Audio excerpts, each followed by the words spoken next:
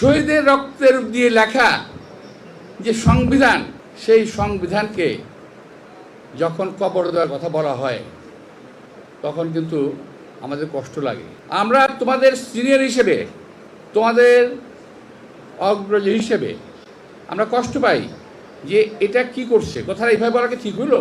আমাদের ছেলেমেয়েরা, আমাদের ছেলেরা যারা নাকি আন্দোলনের স্ফুলিঙ্গ হিসেবে কাজ করেছে 5ই আগস্ট, এককভাবে তারা এই আন্দোলনকে নিজেদের করে নিতে চায়। কিন্তু আপনারা দেখেছেন, আমরাও দেখেছি, আমরাও জানি যে যখন বিশ্ববিদ্যালয়ের আন্দোলন প্রায় নিবিড়বু, তখন কিন্তু প্রাইভেট যে আমাদের বিশ্ববিদ্যালয়গুলো আছে, প্রাইভেট বিশ্ববিদ্যালয়গুলো সামনে এগিয়ে আসে, সাধারণ মানুষ সামনে এগিয়ে আসে, আমরা এগিয়ে যাই। আমাদের বিএনপির রাজনৈতিক কর্মী 462 জন মারা গেছে, এর মধ্যে 462 জন বিএনপির কর্মী মারা গেছে। তো নিশ্চয়ই নেতৃত্বে একজন থাকবে, পিছনে হাজারো লোক থাকবে, কিন্তু এককভাবে কেউ কারো দাবি করা ঠিক না।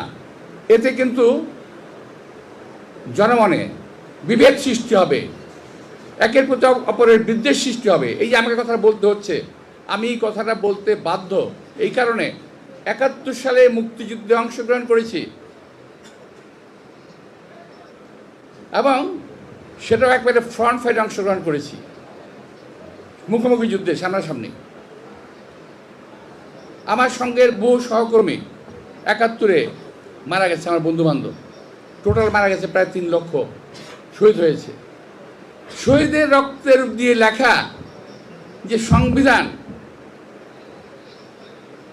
সেই সংবিধানকে যখন কবর দেওয়ার কথা বলা হয় তখন কিন্তু আমাদের কষ্ট লাগে।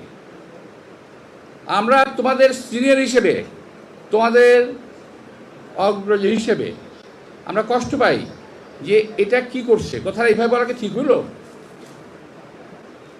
ওই সংবিধানে যদি খারাপ কিছু থাকে নিশ্চয়ই সেটা বাতিল যোগ্য।